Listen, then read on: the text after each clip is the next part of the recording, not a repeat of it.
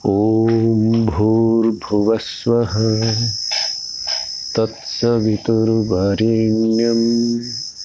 भर्गो देवस्य धीमहि धियो यो नः प्रचोदयात्। ओम।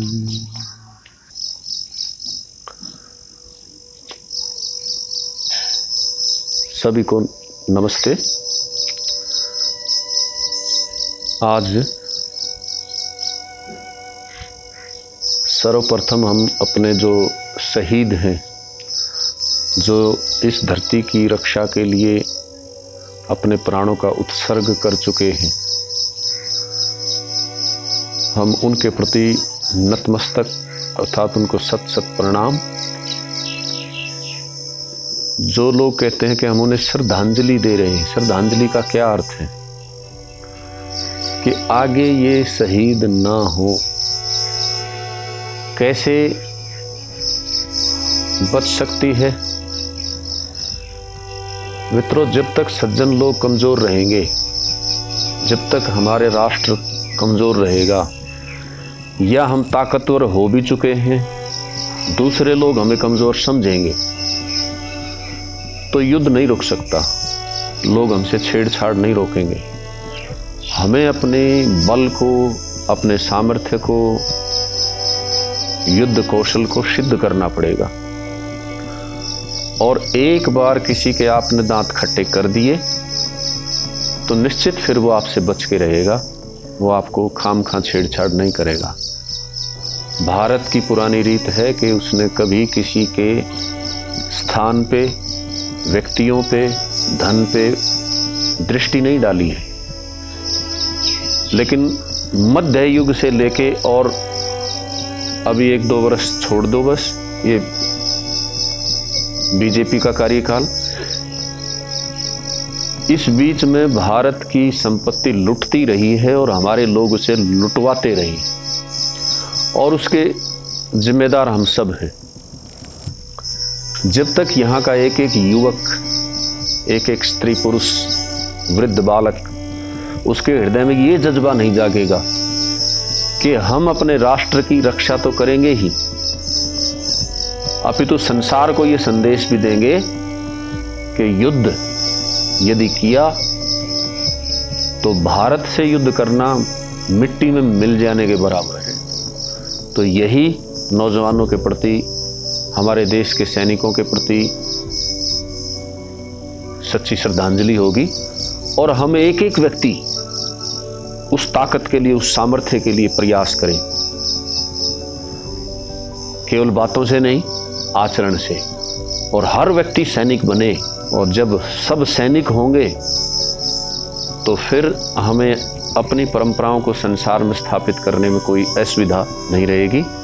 पुनः मैं हृदय से अपने राष्ट्र को मजबूत बनाने के लिए उन नौजवानों से प्रेरणा लेता हुआ जिन्होंने इस राष्ट्र के लिए प्राण त्यागे हैं आज तक, और जो आगे भी तत्पर हैं, हम भी वैसे ही बनने का प्रयास करेंगे।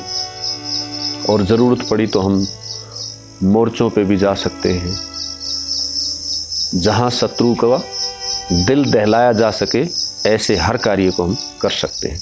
अभी 1-2 दिवस पहले ही हमारे इस द आचार्य YouTube चैनल के 1000 देखने वाले पूरे हो गए हैं। तो एक तो मैं आप सबको इस बात के लिए धन्यवाद देता हूं कि आपने बहुत थोड़े समय में ही बहुत प्रेम दिया। और अब आपसे निवेदन है कि आप, यदि बातें अच्छी लगी तो ज़रूर उसे लाइक करें, और अन्य लोगों को भी चैनल को सब्सक्राइब करने का सलाह दें, प्रेरित करें। अब आज की जो मुख्य मांग थी चारों तरफ से कि हमारे जो नौजवान साथी हैं, उनकी एक समस्या है स्वपन दोष। क्यों होता है ये स्वपन दोष, और उसका निवारण क्या है, कैसे उसका निवारण हो। मित्रों, एक तो जब तक शरीर में अशुद्ध विचार, अशुद्ध भोजन और जो अशुद्धि से हमारे भीतर ऊर्जा इकट्ठी हुई है, जब तक उसमें थमने की, उसमें स्थापित होने की, उसमें स्थायी रहने की योग्यता ही नहीं है। तो हम सब पहले अपना शोधन करें, अर्थात शुद्ध चीज़ों का खान पान, शुद्ध चीज़ों परिदर्शों का देखना, शुद्ध शब्दावली का सुनना, ऐसा प्रयास करें।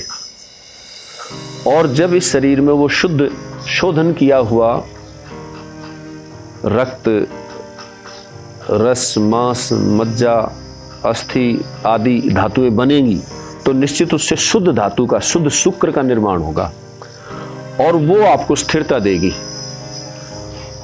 और इसके कई कारण ये भी हो सकते हैं कि जो ज़्यादा जल अथवा तरल पदार्थ हम पी के और तुरंत सो जाएं, और यदि हमारा पेट साफ ठीक से नहीं होता है तो हमारे शरीर के मल का भी दबाव उसे स्खलित करने में अपनी भागीदारी करता है। तो हम सब ये दो बातें अवश्य ध्यान रखें कि सोने से 1 घंटा पहले हमारा भोजन, जलपान आदि सब हो चुका हो, बल्कि सायंकाल का भोजन तो सूर्य के रहते रहते करें, सूर्यास्त के बाद ना करें, और ठंडी चीज़ें खाएं, और जितना हो सके सोने से पहले प्रति रात्रि, प्रति सायं शिव संकल्प के मंत्रों का पाठ करें, शिव संकल्प के मंत्रों का अर्थ भी याद करें। जब उन भावों से आप सोएंगे और मन में एक दृढ़ संकल्प लेंगे तो निश्चित हमें इस घाटे की चीज़ से हमारा पिंड छूट जाएगा। तो आप सब ऐसा प्रयास करें। और यदि स्वपन दोष से बचना है तो जो बड़ है, बरगद की कोपल तोड़ोगे तो उसमें से दूध निकलेगा। बतासे में उस दूध को, एक बतासे में 4-5 बूंद दूध लिया और खा लिया। ऐसे एक बार में 20-30 बूंद दूध आप ले सकते हैं। 10 से भी काम चल सकता है, लेकिन ज़्यादा भी लें तो ये हानि नहीं करता, लाभ ही करेगा। आपके समस्त उदर विकारों का विनाश करेगा और आपकी धातु को शुद्ध करने में सहायता करेगा, जिससे भी स्वपन दोष से आपको छुटकारा मिल सकता है। जिन लोगों का पेट साफ नहीं होता है, कब्ज की शिकायत रहती है, तो वो एक प्रयोग और कर सकते हैं। गुनगुने दूध में अरंडी तेल की 2 चम्मच डालें और उसे फेंट के पी जाएं। ये कब्ज से आपको राहत दिलाएगा। और सबसे बड़ी बात तो ये है मित्रों कि हम मन से संकल्पित हों, अपने राष्ट्र के बारे में सोचें, अपने परिवार के बारे में सोचें, अपने इस समाज के बारे में सोचें जो लगातार दूषित होता जा रहा है। तो इस दूषित समाज को हमें संवारना है। यदि हमारा ही बल अधूरा रहा, यदि हम ही कमज़ोर रहे तो कौन संभालेगा? अर्थात इसे संभालने में हमारा योगदान सर्वोपरि है, ऐसा विचार करें। और ये ना सोचें कि और कोई सुधार दे, मैं अपनी जिम्मेदारी लूं कि मैं सुधारूंगा। जब आप अपने ऊपर एक जिम्मेदारी लेंगे तो आप निश्चित ऐसे संसाधनों को इकट्ठा करने का प्रयास करेंगे, आप मजबूत बनने का प्रयास करेंगे।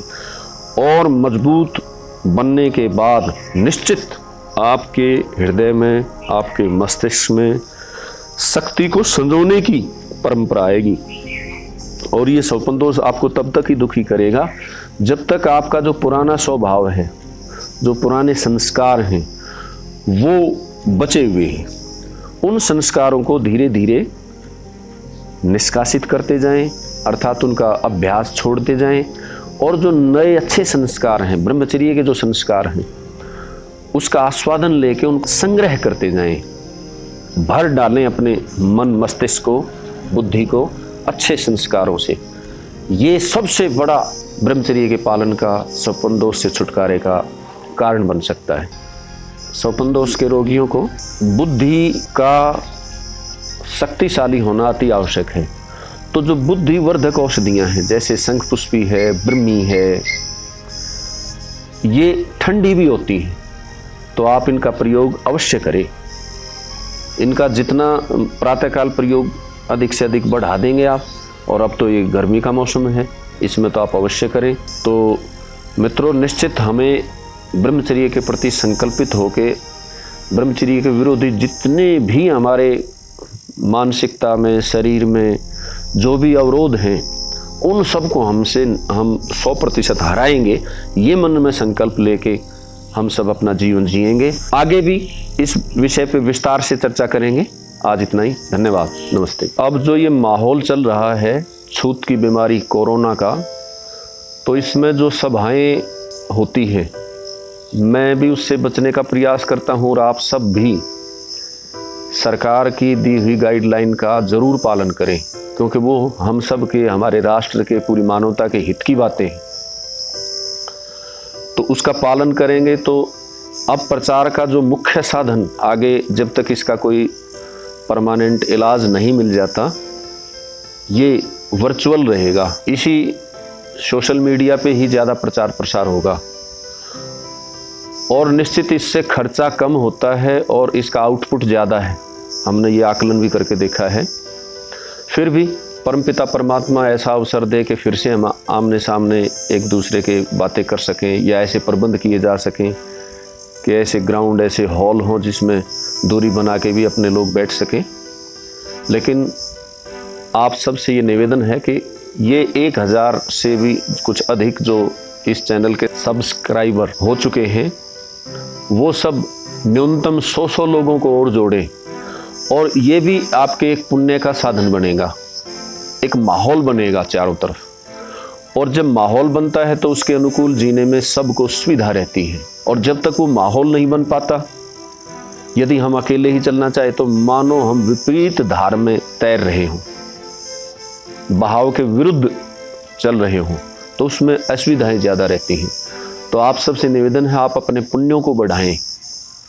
इस राष्ट्र की परंपराओं को जितना ज़्यादा विस्तार देंगे हम, उतना ही मानवता का भाग्य जागेगा, और उसमें हम सब अपनी भागीदारी जरूर सुनिश्चित करें। तो आपसे मैं निवेदन करता हूं कि खूब इस चैनल को सब्सक्राइब करें, लाइक करें, और यदि कोई शिकायतें हों, कोई सुझाव हों, तो कमेंट्स बॉक्स में भी डालें। हम तत्पर रहेंगे उनका उत्तर देने के लिए।